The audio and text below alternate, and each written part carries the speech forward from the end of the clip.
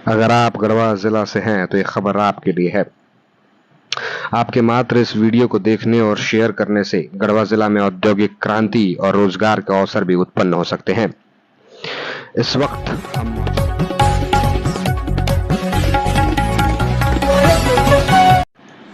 अगर आप गढ़वा जिला से हैं तो ये खबर आपके लिए है। आपके मात्र इस वीडियो को देखने और शेयर करने से गढ़वा जिला में औद्योगिक क्रांति और रोजगार के अवसर भी उत्पन्न हो सकते हैं। इस वक्त हम मौजूद हैं गढ़वा जिले को औद्योगिक क्षेत्र का दर्जा दिलाने वाले भवनाथपुर प्रखंड के सेल के परिसर में। नमस्कार, मैं हूं प्रथम कुमार और आज आप देख रहे हैं जनसंदेश झारखंड की भवनाथपुर माइंस की स्पेशल रिपोर्ट। आज हम आपको 3 बिंदुओं के बारे में समझाएंगे जो गढ़वा जिला फिर से एक औद्योगिक क्षेत्र और औद्योगिक क्रांति में बदल सकता है। आखिर क्या था सेल का भवनाथपुर प्रोजेक्ट, क्यों बंद हुआ ये प्रोजेक्ट और इसे क्यों चल आज हम आपको बताने वाले हैं इस सेल पावर प्लांट जो कि भवनाथपुर में स्थित है उसका इतिहास, कि कैसे शुरू हुआ था ये पावर प्लांट। पीछे ये क्रशर प्लांट देख रहे हैं, ये कोई ऐसा वैसा प्लांट नहीं है। आपको बताते हैं इसकी कहानी, कि कैसे, कहां और कब शुरुआत हुई इसकी। ये दौर था सन 70 का, जब सेल को एचएस सेल के नाम से जाना जाता था, यानी सेल को हिंदुस्तान स्टील लिमिटेड के नाम से जाना जाता था। तब बोकारो स्टील माइंस को भवनाथपुर में भारी मात्रा में लाइमस्टोन और डोलोमाइट जैसे मिनरल्स मिले। फिर क्या था, यहां पर उस समय के तत्कालीन सोवियत रूस और एचएसएल के द्वारा यहां पर सेल के एशिया के दूसरे सबसे बड़े क्रशर प्लांट का निर्माण कराया गया और एक प्रॉपर रेलवे साइडिंग बनाई गई, जिससे कि लाइमस्टोन और डोलोमाइट को तुलसीदामन और घाघरा जैसे माइन से निकालकर बोकारो सप्लाई किया जाता था। जब ये पावर प्लांट चलने लगा तब भवनाथपुर की विकास की गति में मानो उछाल सा आ गया हो। भवनाथपुर में रोजगार और व्यापार का स्तर बढ़ते चलने लगा। सेल ने हजारों लोगों को, जो शिक्षित और अशिक्षित थे, उनको रोजगार दिया और भवनाथपुर में विकास की गति को बढ़ाया। सेल ने यहां पर एक टाउनशिप का भी निर्माण किया, जिसमें वो अपने कर्मचारियों के लिए 2000 क्वार्टर्स बनाता है। फिर सेल यहां पर एक बहुत अच्छा शानदार हॉस्पिटल बनाता है। शिक्षा के क्षेत्र में भी बहुत अच्छा काम करने के लिए सेल ने यहां पर 6 स्कूलों का निर्माण कराया, जिससे कि आसपास के लोगों को शिक्षा में बहुत मदद मिली, स्वास्थ्य में भी बहुत मदद मिली। और आपको बताते चले कि यहां पर बैंक, पोस्ट ऑफिस जैसी सुविधाएं भी उपलब्ध थी। मतलब सेल ने समय समय पर यहां पर व्यवस्थाओं से इस क्षेत्र को सुसज्जित किया है। ये जो खंडहर पड़ी इमारत आप देख रहे हैं, ये कभी सेल का बनाया गया हाई स्कूल हुआ करता था, जिसमें अनेकों छात्र पढ़ा करते थे। और आपको मैं बताना चाहता हूं कि यहाँ इस स्कूल से पढ़े हुए छात्र देश विदेशों में उच्च स्तरीय पदों पर कार्यरत हैं। लेकिन आज इस स्कूल का हाल आप देख सकते हैं, किस प्रकार से यह खंडहर हो गया है। मेरे पीछे जो अस्पताल है देखा जा सकता है, यह अस्पताल भवनाथपुर समूह माइंस का था। इस अस्पताल में कई वर्षों तक फ्री में मोतियाबिंद का इलाज कराया जाता था और पूरे जिले में उस समय इस प्रकार का अस्पताल हमें देखने को नहीं मिलता था। आप देख सकते हैं कि किस प्रकार से यहाँ पर इक्विपमेंट्स और उपकरण का इस्तेमाल किया गया। जो एम्बुलेंस आप जो मेरे पीछे आप देख रहे हैं, ये एम्बुलेंस जो आप यहाँ पर देख पा रहे हैं, ये बहुत पुरानी है। हाउस ने वर्षों से यहाँ पर इलाज कार्य और स्वास्थ्य कार्य में, चाहे केंद्र मंत्री हो या राज्य मंत्री, आईपीएस हो या आईएएस, सांसद हो या विधायक, सब यहाँ पर बिजली देखने और सेल का भ्रमण करने के लिए आया करते थे। अनेकों सांस्कृतिक कार्यक्रम का केंद्र बिंदु रहा ये गेस्ट हाउस आज खंडहर में तब्दील होने के लिए मजबूर है। सेल ने सांस्कृतिक कार्यक्रम और खेल को देखते हुए यहाँ पर एक सेल का बहुत बड़ा ग्राउंड और एक स्टेज भी बनवाया था। स्टेज को आप पहचानते होंगे, यहाँ पर खेसारी लाल यादव हो या गुंजन सिंह, अनेकों कलाकारों ने यहाँ पर आकर अपना प्रदर्शन दिखाया है।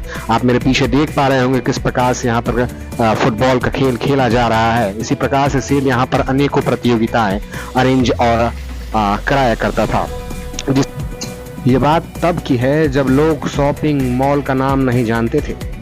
तब यहाँ पर एक सुप्रसिद्ध शॉपिंग सेंटर हुआ करता था, जिसमें अनेकों दुकान हुआ करते थे। वैरायटी की सामग्री आपको, इंपोर्टेड सामग्री आपको यहाँ मिला करती थी। आप देख सकते हैं कि आज किस प्रकार से ये दुकान खंडहर में तब्दील हो चुके हैं, लेकिन कभी इन दुकानों में रौनक हुआ करती थी। और आप इस चौराहे को जो देख रहे हैं, ये चौराहा दिन हो या रात हमेशा चलता रहता था, लेकिन आज आपको 4 लोग भी इस चौराहे पर देखने को नहीं मिलेंगे। ये दुकानें आज बंद हैं, लेकिन एक समय में ये यहाँ की रौनक बढ़ाया करती थी। और आपको बता दें कि इस क्षेत्र को, यानी इस पूरे टाउनशिप को मिनी मुंबई भी कहा जाता था, क्योंकि यहाँ पर वो सारी हम आपको एक झलक दिखाना चाहते हैं कि कितना विशाल था ये सेल का परिसर। कैमरा पर्सन से अनुरोध करूंगा कृपया उधर दिखाएं कि किस प्रकार से भव्य और विशाल था ये सेल का परिसर, जिसको आप अभी देख रहे हैं। यहाँ पर बहुत सारे संसाधनों का निर्माण कराया गया सेल के द्वारा। एक उसमें से महत्वपूर्ण संसाधन की अगर हम बात ना करें तो ये बहुत कम होगा। सेल द्वारा यहाँ पर बहुत सुंदर डैम का भी निर्माण कराया गया था, जो कि अभी आप वीडियो में देख पा रहे होंगे। लेकिन जैसे जैसे सेल यहाँ पर अपने पांव पसार रहा था, वैसे वैसे राजनीति भी सेल से कंधे से कंधा मिलाकर चलने लगी थी। अब हम आपको सेल के पतन के बारे में बताने जा रहे हैं कि कैसे जब इतना विशाल रूप से सेल का निर्माण कराया गया, फिर सेल यहाँ पर फेल कैसे हो गया और इस जगह का पतन होना कैसे हो गया। शुरुआती दौर में ही मैंने आपको बताया कि जैसे जैसे सेल यहाँ पर अपने पांव पसार रहा था, विकास की गति को छू ही रहा था, तभी उसके साथ राजनीति भी मिलने लगी थी। इसका पहले क्रशर प्लांट बंद कराया गया, फिर यहाँ से जो मिनरल्स निकला करते थे, जैसा कि मैंने आपको बताया लाइमस्टोन और डोलोमाइट का मिनरल्स यहाँ से निकला करते थे, वो भी धीरे धीरे ये कहकर बंद करा दिया गया कि यहाँ पर जो मिनरल्स पाए जाते हैं उनकी क्वालिटी खराब है, और बोकारो स्टील माइंस को दूसरे जगह से अच्छी क्वालिटी में लाइमस्टोन और डोलोमाइट मिल जा रही है। फिर सेल को आरएमडी डिवीजन का दर्जा दे दिया जाता है। आरएमडी यानी रॉ मटेरियल डिवीजन, यानी कि सेल अब अपने मिनरल्स को कहीं भी एक्सपोर्ट करने के लिए आजाद था। कुछ दिनों तक बहुत सारे माइंस में सेल ने अपने मिनरल्स को एक्सपोर्ट किया, लेकिन 2020 में वो भी बंद हो गया। अब सेल टोटली यहाँ पर ठप हो चुका है। यहाँ पर मात्र सेल का एक दफ्तर है, जहाँ पर नाम मात्र के कर्मचारी काम करते हैं। अब हम आपको इस वीडियो का मुख्य मुद्दा बताने जा रहे हैं, तो ये है कि सेल को वापस से चालू कराना क्यों जरूरी है।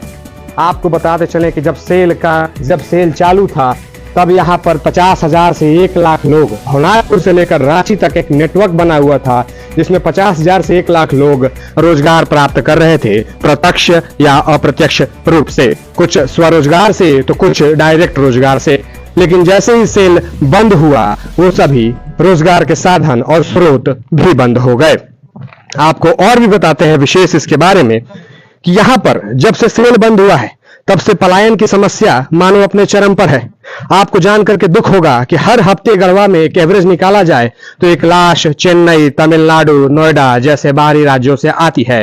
और मुझे लगता है कि आप समझदार होंगे, ये जानते होंगे कि बाहरी राज्यों में हमें कितनी इज्जत मिलती है। बिहारी और झारखंडियों को क्या कहकर बेइज्जत किया जाता है। पलायन एक ऐसी समस्या है जिससे आज भवनाथपुर ही नहीं, पूरा गढ़वा जिला जूझ रहा है। आपको बताते चले कि जो लोग बाहर जाकर काम करते हैं, उससे क्षेत्र का भी विकास बाधित होता है। चलिए बताते हैं कैसे। अगर कोई बाहर व्यक्ति रह रहा है, बाहर कमा रहा है, तो वहां पर रेंट पे करेगा, वहां पे फूड के लिए पैसा खर्चा करेगा, जितने भी खर्चे करेगा वो वहां के लिए करेगा, तो उससे वहां के क्षेत्र का विकास होगा, ना कि यहाँ का।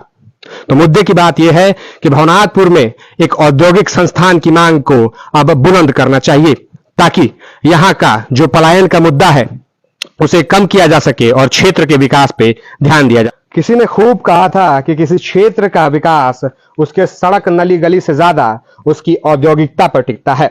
आपकी शहर की औद्योगिकता बताती है कि आपके क्षेत्र में कितना विकास हुआ है या हो रहा है। लेकिन भवनाथपुर का एक बहुत ही दुर्भाग्य है कि यहाँ पर इतना बड़ा भव्य सेल का परिसर होने के बाद भी हम रोजगार के लिए बाहरी राज्यों और विदेशों पर निर्भर हैं। और मैंने जैसा आपको पहले ही बताया कि बाहर काम करने जा रहे लोगों को किन किन प्रकार की दिक्कतों का सामना करना पड़ता है। वो सिर्फ कमाते हैं अपने परिवार के लिए, लेकिन दिक्कतें आप देख रहे हैं कितनी सारी हैं। राजनेताओं की अगर बात करें तो राजनेता भी यहां पर राजनीतिक रोटियां सेकने में कम नहीं है। जब यहां के विधायक ने अमृत सरोवर प्रोजेक्ट पर बात की, जब केंद्र सरकार ने अमृत सरोवर प्रोजेक्ट जो कि अमृत सरोवर कॉरिडोर था उसे भवनाथपुर में देने की बात करी तो राज्य ने अड़ंगा लगा दिया। आखिर राज्य ने उसे बोकारो स्टील को सौंप दिया, लेकिन बोकारो में भी वो कॉरिडोर नहीं लग पाया। अगर वो कॉरिडोर भवनाथपुर में लग जाता तो यहां पर कम से कम 1 लाख रोजगार यानी अप्रत्यक्ष या प्रत्यक्ष रूप से रोजगार स्वरोजगार की योजनाएं आ सकती थी, लेकिन वो विफल रही। हमारा इस वीडियो के माध्यम से आपसे यही निवेदन है कि कृपया इस वीडियो को जरूर देखें और जरूर से शेयर करें ताकि हम इसे एक औद्योगिक क्रांति में बदल सके। धन्यवाद।